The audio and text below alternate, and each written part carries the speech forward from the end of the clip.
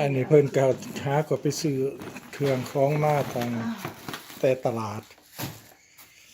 เครื่องเพิ่นซื้อมานี่ก็จักสิมีอีหยังแหน่มืออืดโอ้ตัวนี้นะ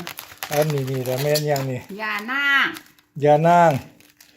ราคาเท่าไหร่นี่ยาจะนางมันถือขึ้นบ่อไม้แดงมันถือมันดอน80ถือดอน80ดอน80อันนี้ก็พักนี่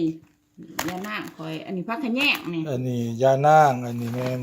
พักขะแยงพักขะแยงอันนึงตัวมันดอนเก่าดอนเก่าซ้ำเดียวกันกับ2ดอน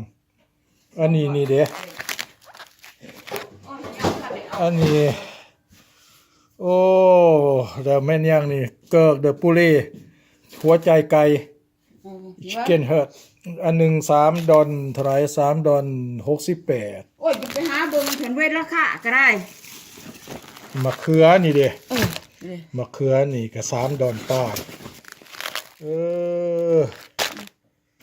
ทักกะมะอันนี้ก็พักอันนี้แม่นยังนี่ตีนหมู3ดอน64อันนี้ก็ขาไก่อันนี้ก็มะแขกนี่เท่าไรมะแขกนี่แพงเนาะ2ดอน42เซตอันถือละอยู่วันอื่นแพงแพงกว่านี้อันนี้นี่ก็แม่นมาเฟรชหรือมาสตรอเบอรี่นี่เด้มีตั้งแต่หน่วยใหญ่ๆเลยนี่ปลาตัว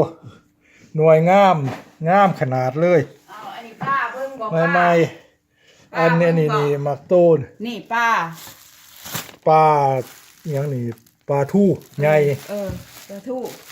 ปลาสองปลาสักดินติปลาทู่แมนอีรีนี่7ดอนปลายบ่อยากเอาอยู่บ่ไก่เนี่ย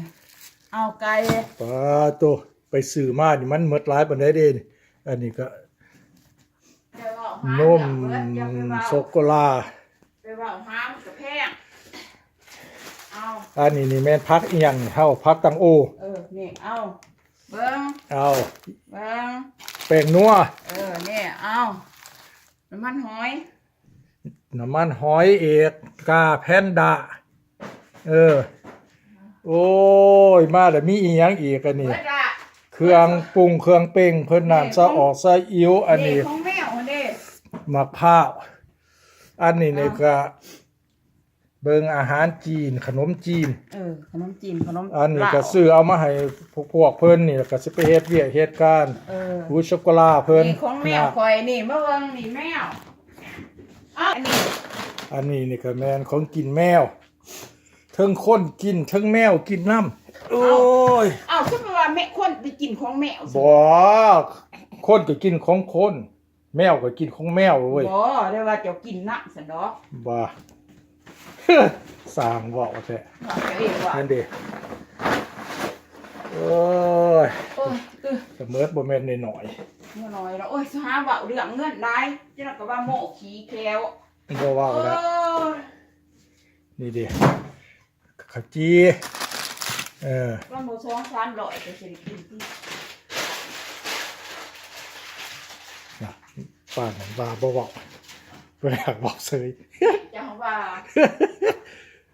ถ้ากันนี่ข่อยเว้าซื่อๆก็บ่ได้ออกเป็นตัวเลขเป็นอันนั้น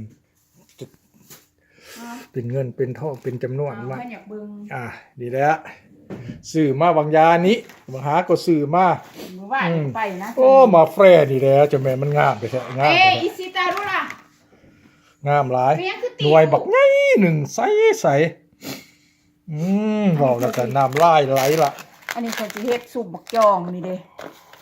ซุปบักจองด่างบักจองนี่เด้มักจองก็มีแล้วมักจองจะเกิดพนาซาก็ฝากมาตั้งแต่อยู่เมืองลาวมาให้แต่เวลาอันนี้มีแต่สิเตรียมเฮ็ดกินหลายๆนี่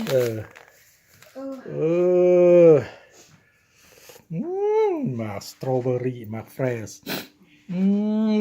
จะแม่นงามๆใส่หน่วยบักใหญ่หนึ่งสีไก่สีย่างสื่อพักสื่ออันนี้มาไว้กินบักต้นบักเต้นนี่ก็สื่อเอามาไว้กินเฮ็ดกินเท่าไรเท่านั้นหน่อยได้กินเอานี่แล้วกินตามนี่ละ อยาก นี่ซ้ำนี่ก็กินซ้ำนี่ละ เอากินนะแม่นี่เด้ข่อยเฮ็ดมื้อข่อยซื้อมาเมื่อวานนี่ นี่เด้ สีแตะ มือว่านก็ไปซื้อล่ะ เมื่อวาน ลองกินเบิ่งลองกินให้เบิ่งเบิ่ง บ่เพิ่นกินข้าวข่อยเฮ็ดแขก ใส่ละ อืม อืม อืม เดี๋ยวเป็นจะไร ส้ม หวานหรือสม ส้ม แม่นซะบ่ เพอมันเข้าตู้เย็น แม่นมันอยู่ในตู้เย็น อันนี้จะต้องเอามันน้ำตาลห้อยใส่น้ำหรือ ข่อยสิใส่ปลาแดก หรือมันน้ำผึ้ง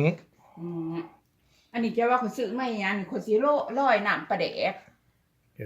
บาปร้อย ใส่น้ำปลาแดกใส่บักพริกผงปลาแดกเป็นนัวเกลือแช่เป็นยังบ่แช่จะว่า แช่พะลูกอยู่ในท้องเบิ่งลองซิมเบิ่งมันสิหวานหรือว่ามันสิสมลองเบิ่งเย็น มันเย็นจนบ่หูซึก แต่ว่ามันก็บ่ได้สมเพราะปานใดมันเพราะว่ามันอยู่ในตู้เย็นอันนี้เป็นขนม